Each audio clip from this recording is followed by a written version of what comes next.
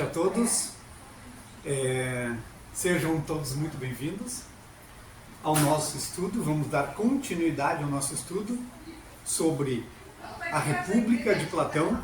Utilizamos essa obra da editora La Fonte e hoje vamos fazer um comentário, uma leitura, uma análise do livro 1. O livro 1 é um diálogo em que Sócrates, Glauco, Polemarco, Trasímaco, Adimanto e Céfalo, que são os personagens do diálogo, vão conversar, dialogar e tentar chegar a um conceito ou uma definição de justiça. Sócrates, então, Sócrates descendo da cidade de Atenas até o porto de Pireu, e Sócrates conversando com Glauco. Nessa trajetória são abordados por Polemarco. Polemarco é filho de Céfalo. E Polemarco diz o seguinte, envia um escravo, o próprio Sócrates aqui diz, quando Polemarco, filho de Céfalo, viu-nos de longe e mandou que seu escravo corresse adiante, pedindo para que o esperássemos. Lá na casa de Polemarco já se encontravam o Trasímaco e o Adimanto. Então aí acabam se encontrando todos os personagens do diálogo. Sócrates então começa a conversar com Céfalo, e Sócrates diz o seguinte: fazia muito tempo que não via, diz para Céfalo, e gostaria de trocar algumas palavras consigo. Gostaria de ouvir você, uma vez que chegou ao momento da vida que os poetas chamam de no limiar da velhice. Então Sócrates diz para Céfalo: Céfalo, tu já está num limiar da velhice, então gostaria de ouvir algumas coisas, algumas palavras tuas sobre isso. E Céfalo diz: nesses encontros a maioria de nós se lamenta, recordando com saudades os prazeres da juventude, relembrando as aventuras amorosas, a boa bebida, os banquetes e outras coisas desse tipo. Como, por exemplo, do poeta Sófocles, a quem certa vez alguém lhe perguntou: como andam as coisas com o amor, Sófocles? Você ainda consegue chegar ao prazer com uma mulher? Olha a pergunta, olha para onde está indo o diálogo. A velhice traz consigo uma grande paz e o homem se liberta dessas coisas. Então, Céfalo aqui começa a falar sobre a velhice. Eu acho que e aí Sócrates interpela, eu acho que quando você fala assim, a maioria dos seus ouvintes não está de acordo com você. Talvez acredite que você suporte facilmente a velhice porque você é muito rico. Céfalo responde: o mesmo discurso vale para quem não é rico e mal tolera a velhice. Nem um homem equilibrado, sendo pobre, suportaria com grande facilidade a velhice. Mas um homem desequilibrado nunca estaria em paz. Nunca estaria em paz consigo mesmo, nem mesmo se fosse rico. De fato, como os poetas gostam mais dos seus próprios poemas, os pais dos próprios filhos. Assim também os homens de negócio se apegam ao dinheiro porque é fruto do seu trabalho. Além do mais, o amam, como todos os homens, porque é útil. Por isso é que sua companhia é enfadonha, pois tem somente disposição para falar do dinheiro. Sócrates já deu uma alfinetada aqui no Céfalo, Falar contigo é meio enfadonho porque tu só fala em dinheiro. E aí ele faz a seguinte pergunta para Céfalo: qual é o maior benefício que você acredita ter oferido com a posse de um imenso patrimônio? Então, veja que a discussão aqui vai indo em relação à velhice e à riqueza. A riqueza, na realidade, contribui de maneira decisiva para não enganar nem mentir, diz o Céfalo, sequer involuntariamente, para não ficar devedor de sacrifícios a um deus ou de dinheiro a um homem, e finalmente para não partir daqui cercado de receios. Não há dúvida de que a riqueza traz muitas outras vantagens. Mas ponderando bem, para um homem sensato, essa me parece ser sua máxima utilidade. Sócrates diz: trata-se somente do fato de dizer a verdade e de restituir o que se torna emprestado de alguém? Pergunta de Sócrates. E aí Céfalo vai introduzir a primeira tentativa de conceito de justiça. E Céfalo vai dizer: então não se pode definir como justiça o fato de ser sincero e o de restituir o que se recebeu em consignação? Primeiro conceito de justiça dado por Céfalo: dizer a verdade e devolver o que se tomou. Partindo de um diálogo sobre a velhice e sobre a riqueza, Céfalo vai dizer que justiça é dizer a verdade e devolver o que se tomou. Sócrates, então, parte para refutar esse conceito e dá o seguinte exemplo para Céfalo. Diz que é necessário restituir a cada um o que é seu. Nisso acho que está certo. Mas não se deve restituir nada, mesmo quando aquele a reclama está fora de si. Qual é o exemplo de Sócrates? Você tem um amigo e um amigo lhe concede em guarda determinadas armas. Esse amigo está em perfeito juízo. Num segundo momento, por causas que não diz respeito, esse amigo perde ou está fora de si e ele reclama a devolução dessas armas. Aí Sócrates pergunta: é justo você devolver algo que pertenceu a alguém que está em plena consciência de si, devolver a essa pessoa em um estado fora de si? Então ele já refuta que devolver a alguém aquilo que é seu não é justo. Por quê? Porque esse alguém pode estar fora de si e aí ele possivelmente cometeria uma atrocidade em receber esse bem. Então começa refutando: não seria justo devolvê-los, muito menos dizer a verdade a quem se encontra em semelhante estado. Primeira refutação de Sócrates: justiça é sempre dizer a verdade e devolver o que se deve. Não é bem isso. Pois bem, refutada a primeira hipótese, segue o diálogo e aí entra uma segunda definição de Polemarco. Pensando e analisando sobre essa primeira construção, Polemarco vai dizer o seguinte: então, a justiça é fazer o bem aos amigos e fazer o mal aos inimigos. Olha o conceito de Polemarco. Justiça é fazer o bem aos amigos e fazer o mal aos inimigos. Certamente que Sócrates vai refutar, novamente, como Sócrates, é Sócrates, né? Vai refutar esse conceito. E aí Sócrates vai dizer o seguinte: Simônides chama, portanto, justiça beneficiar os amigos e prejudicar os inimigos. Esse conceito do Polemarco é baseado num poeta chamado Simônides. Que é, pois, me parece que sim. Quem é, pois, o mais apto a fazer o bem aos amigos doentes e em prejudicar os amigos com relação à doença? Sócrates pergunta e Polemarco responde: é o médico. E aí Sócrates diz: e quem pode ajudar ou prejudicar os navegadores com relação aos perigos do mar? Lá na página 16. Polemarco responde: o piloto. É ótimo, mas caro Polemarco, e para quem não está doente, o médico não tem serventia alguma? É verdade. Nem o piloto, para quem não vive no mar. Se não houver guerra, portanto, também o homem justo não tem qualquer serventia. Então Sócrates aqui, para refutar, ele vai usar o paradoxo da utilidade. Quem é que faz bem a um amigo doente? É o médico. Se esse amigo não está doente, o médico não tem serventia, não tem utilidade, embora seja um amigo, certo? Então, para a saúde, o médico é mais útil.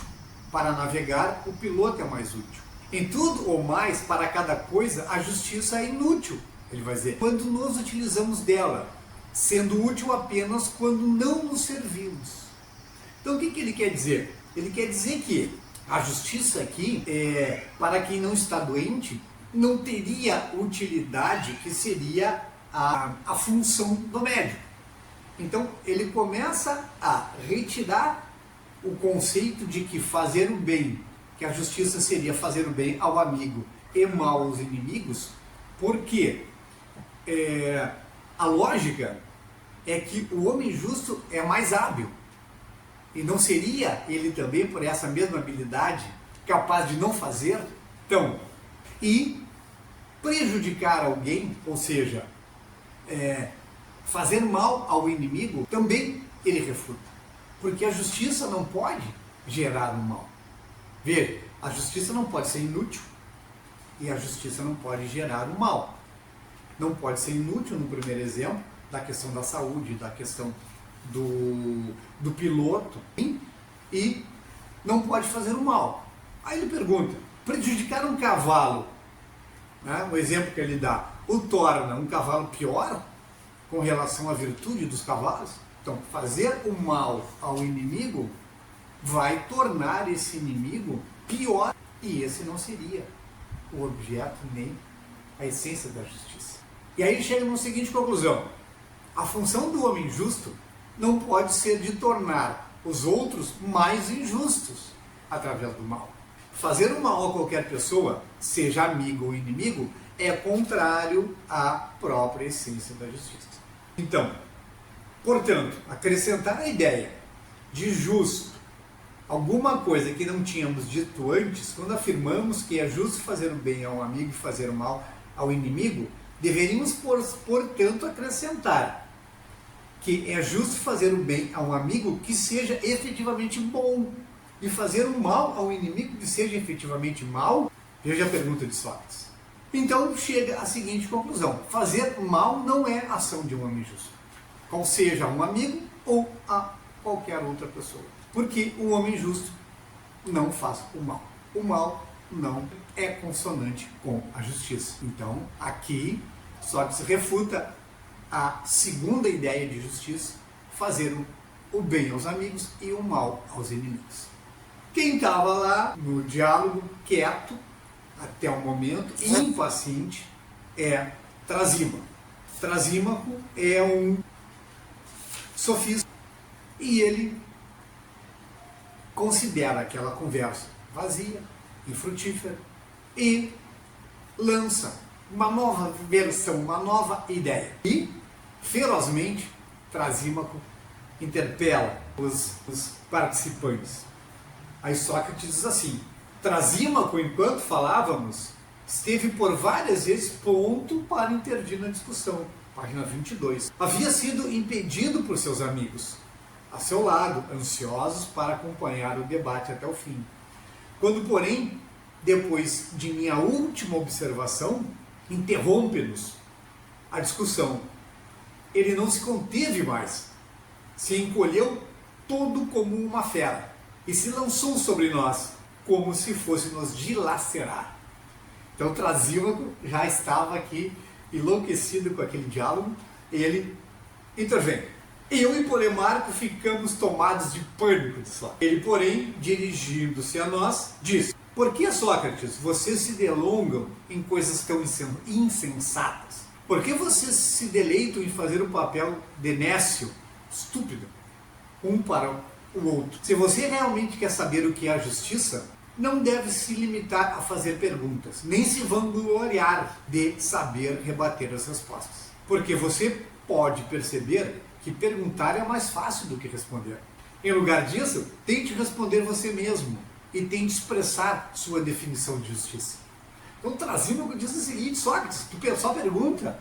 Perguntar é mais fácil. Então dá a tua resposta de justiça.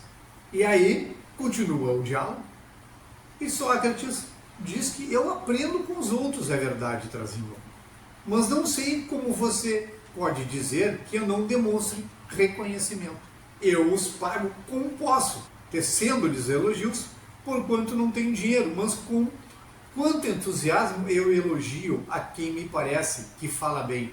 Logo saberá, logo depois que você tiver dado a sua resposta. Estou certo que você há de falar bem.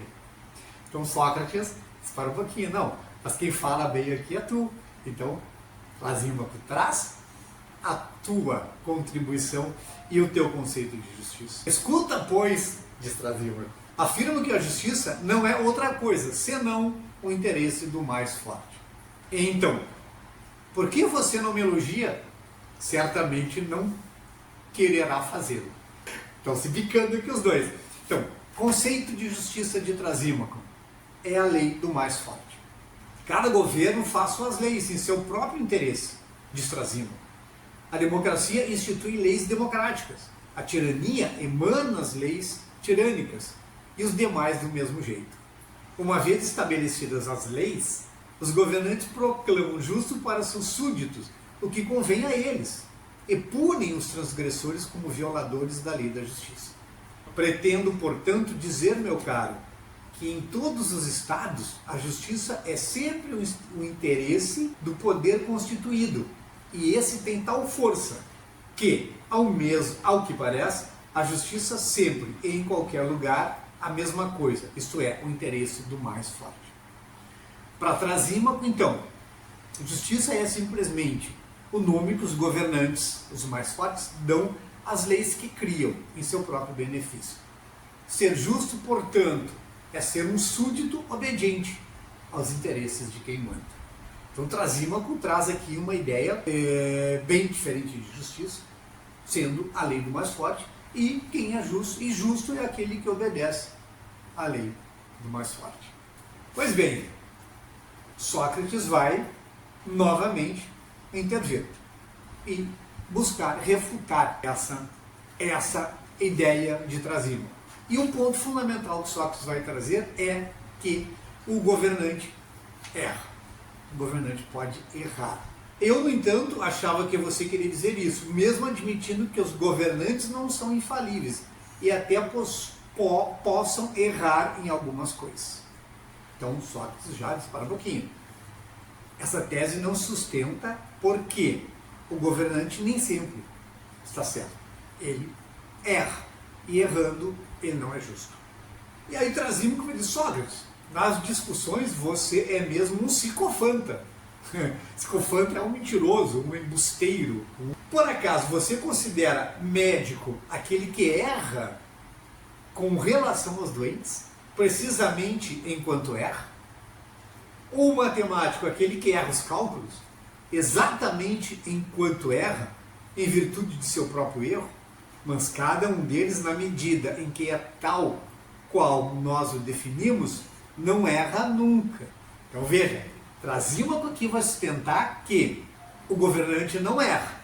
De fato, quem erra, erra somente na medida em que lhe falta o conhecimento. E nisto não é um artista. Então, só que se levanta a hipótese de que o governante pode errar, Trasímaco vai dizer que o governante não erra.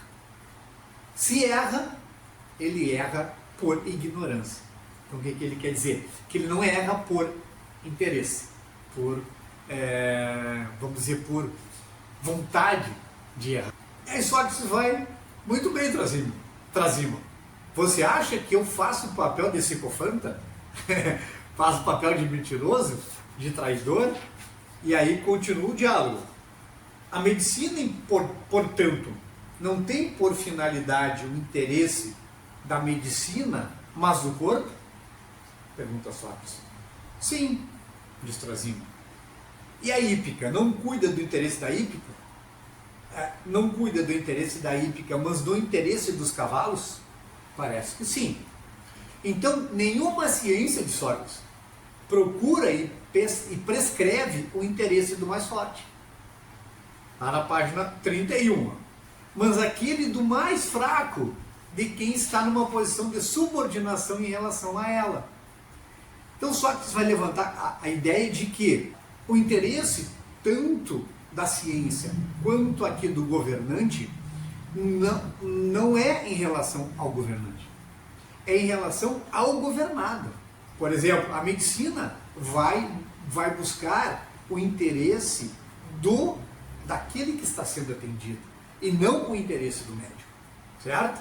O governante não vai buscar o interesse próprio, mas o interesse do governado, pois esse é a própria função dele. Certo? Então, a tese de Trasímaco, que a justiça obedecer às leis criadas pelo mais forte, pela sua conveniência, cai por terra. Por quê? Porque o súdito age de forma justa, né? Segundo Trasímaco, mas segundo Sócrates não, porque ele erra. E o súdito faz algo que prejudica o mais forte, que é não obedecer aquilo que foi definido. Então, o governante, nesse sentido, o governante cria uma lei com erro. O dilema, a definição de Trasímaco se contradiz. A justiça seria, ao mesmo tempo, a conveniência do governante e a inconveniência do governado. Então, segundo Sócrates, há uma contradição nessa tese do Trasímaco. Porque, então, o mais forte, segundo Sócrates, pode ser injusto. O que o Trasímaco, no seu afã, vai trazer agora, nesse momento? Trasímaco vai fazer um elogio à injustiça. Olha para onde está indo o diálogo. Ele vai dizer que a injustiça é mais vantajosa do que a justiça. E aí ele diz o seguinte: o fato é que você acha que os pastores, os vaqueiros, querem o bem das ovelhas ou dos bois, página 32 lá. E os bois que os engodam e cuidam deles para uma finalidade diversa daquela do interesse de seus donos e deles próprios. De modo semelhante, você imagina que nos estados os verdadeiros governantes se comportam com os súditos de um modo diverso?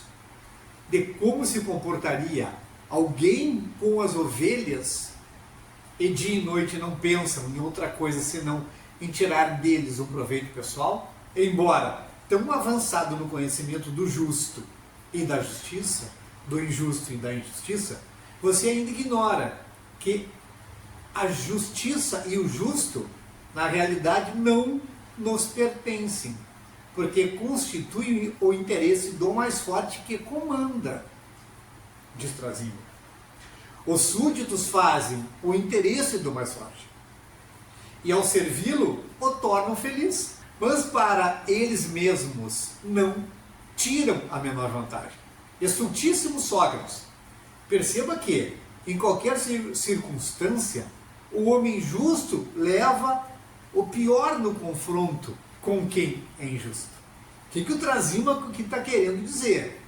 Que aquele que é justo, ele tem desvantagem. A vantagem é do homem justo, segundo a ideia do Trasímaco.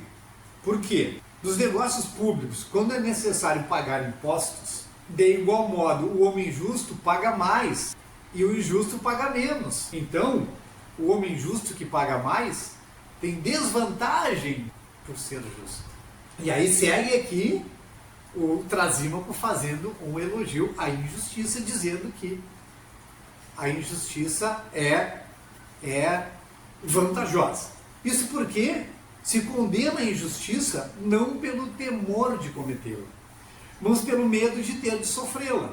Essa, como dizia no começo, é o interesse do mais forte, enquanto que a injustiça é vantajosa e útil por si mesma. Certo? Pois bem, a reviravolta de Sócrates. Trasímaco traz essa ideia do mais forte e a ideia de que a vida é mais vantajosa do justo do que do injusto. Sócrates vai então refutar. E como é que Sócrates vai refutar isso? Da seguinte maneira: Sócrates vai trazer uma ideia e vai fazer, ao contrário de Trasímaco, um elogio à justiça. E vai dizer, portanto, você confere o nome de virtude à justiça e à injustiça o de vício? Lá na página 38. Sócrates começa trazendo a ideia de que o homem justo, como um músico, por exemplo, habilidoso, só quer exceder o seu oposto, que seria a ignorância, não o seu semelhante outro músico. O justo se assemelha ao sábio e bom. A justiça gera concórdia e amizade, sendo um poder, uma fonte de poder coletivo. Então o que ele vai dizer? Que o homem justo é o homem sábio. e o homem virtuoso. E a sabedoria e a virtude geram a justiça. E ao contrário, o que gera a injustiça é a ignorância e o vício. E aí Sócrates pende já mais para o final do diálogo a questão de que tudo que existe na vida, todas as coisas têm uma função, certo? E que só essa coisa pode executar essa função, a melhor execução. Por exemplo, a função do olho é ver, a função do ouvido é ouvir. Um olho bom ou um olho virtuoso é um olho que bem vê. O ouvido bom, um ouvido virtuoso, é o ouvido que ouve bem. Então todas as coisas têm uma virtude, e a virtude é a excelência dessa coisa. O que permite, então, essa coisa executar bem a sua função. Então, a virtude do olho é enxergar. E um olho que é virtuoso é um olho que enxerga bem. E aí ele pergunta lá para o Trasímaco: e não lhe parece que cada coisa tem uma função, tem também uma virtude? E aí ele faz a analogia do olho. E a vida não é uma função da alma? Lá já no final da página 46. E Trasímaco responde: mas que dúvida! Que a vida é uma função da alma. Com isso sustentamos que a alma possui também uma virtude. Claro, diz Trasímaco. Mas a alma, Trasímaco, poderá executar a contento suas funções sem sua virtude peculiar? Ou isso seria impossível? Claro. Impossível, diz Trasímaco. Então, é inevitável que uma alma má dê más ordens e conselhos, enquanto que a alma boa faça muito bem tudo isso. Sim, é inevitável. Não admitimos que a justiça é a virtude da alma e a maldade da injustiça? Olha para onde Sócrates está direcionando. Já o admitimos. A alma justa e o homem justo, portanto, viverão bem, e o injusto viverá mal, sem dúvida. Pois quem vive bem é, pois, sereno e feliz, enquanto quem vive mal se encontra na situação oposta. Não há como negar. Logo, diz Sócrates, o homem justo é feliz e o injusto é infeliz. Concordo, diz Trasímaco. E é mais vantajoso ser feliz do que infeliz? Não há dúvida, diz Trasímaco. Então, venerável Trasímaco, a injustiça não é uma coisa mais vantajosa que a justiça. Sim? E aí, então, Sócrates vai chegar lá na ideia de que o homem justo é o homem feliz e o injusto é infeliz. Por quê? A alma justa pressupõe uma vida feliz. Último parágrafo, Sócrates vai dizer: sem ter ainda descoberto o que procurávamos antes de tudo, isto é, o que viria a ser a justiça, aí ele vai dizer: não descobrimos o que é a justiça. Deixando de lado aquele problema, comecei a indagar se ela é vício e ignorância ou sabedoria e virtude. Então, não conseguiram, não chegaram num conceito de justiça, mas Sócrates indagou se a justiça é relacionada ao vício, à ignorância, à sabedoria e à virtude. A seguir, enveredando o discurso para o fato de que a justiça é mais vantajosa que a justiça. Não parei para pensar daquele problema este. Deste modo, nada tirei dessa discussão, como é típico de Sócrates. Nada sei.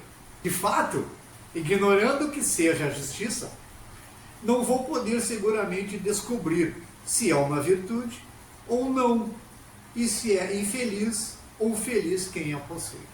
Então Sócrates termina dizendo que nada sabe, que indagar, que buscar e não ficou sabendo. Desde que não sei o que é justiça, menos ainda saberei se ela é uma virtude ou não, ou se quem a possui é ou não feliz. Assim, a busca pela justiça continua. E a pergunta que fica é Para você, o que é a justiça?